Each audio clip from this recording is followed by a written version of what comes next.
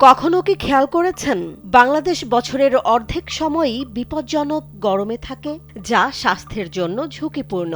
নতুন এক আন্তর্জাতিক গবেষণা বলছে, জলবায়ু পরিবর্তনের কারণে দেশে বিপজ্জনক আর্দ্র তাপমাত্রার দিন দ্রুত বাড়ছে।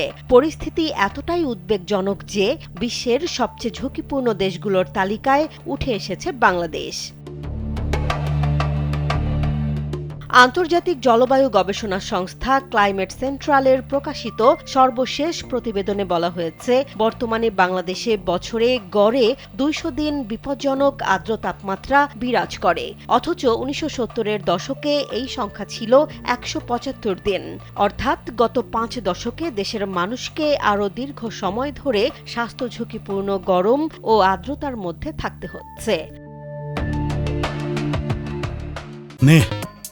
দুই বেলা খাবি ফ্যান্টাস্টিক নিমক হালাল সল্টেড বিস্কুট।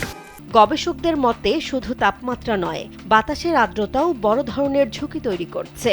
কারণ আর্দ্রতা বেশি হলে ঘামের মাধ্যমে শরীর স্বাভাবিকভাবে ঠান্ডা হতে পারে না। ফলে হিট স্ট্রোক, পানিশূন্যতা, শ্বাসকষ্ট, হৃদরোগ সহ নানা জটিলতার ঝুঁকি বেড়ে যায়।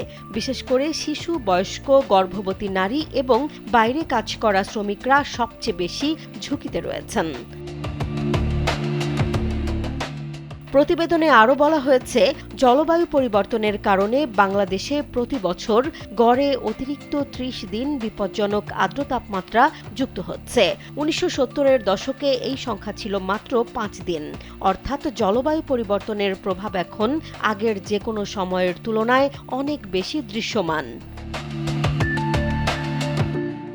ক্লাইমেট সেন্ট্রালের এই গবেষণা প্রকাশের পর বিষয়টি দেশের গণমাধ্যমেও গুরুত্ব পেয়েছে।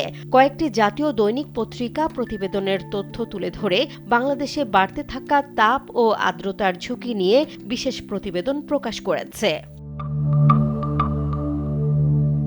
দেশের বড় শহরগুলোতে পরিস্থিতি আরও উদ্বেগজনক। রাজধানী ঢাকায় বছরে গড়ে ২১০ দিন বিপজ্জনক আর্দ্র তাপমাত্রা অনুভূত হয়। চট্টগ্রামে এ সংখ্যা ২২১ দিন এবং খুলনায় সবচেয়ে বেশি, বছরে গড়ে ২২৪ দিন। বিশেষজ্ঞরা বলছেন, নগরায়ন, কংক্রিটের বিস্তার এবং সবুজায়ন কমে যাওয়া পরিস্থিতিকে আরও খারাপ করে তুলছে। বিশেষজ্ঞদের মতে, বাড়তে থাকা তাপপ্রবাহ ও আর্দ্রতার কারণে শ্বাসকষ্ট ও অ্যাজমার মতো রোগ দ্রুত বাড়ছে। আগের বছরের তুলনায় অ্যাজমা ও শ্বাসতন্ত্রের সংশ্লিষ্ট রোগ প্রায় ৭০% পর্যন্ত বৃদ্ধি পেয়েছে।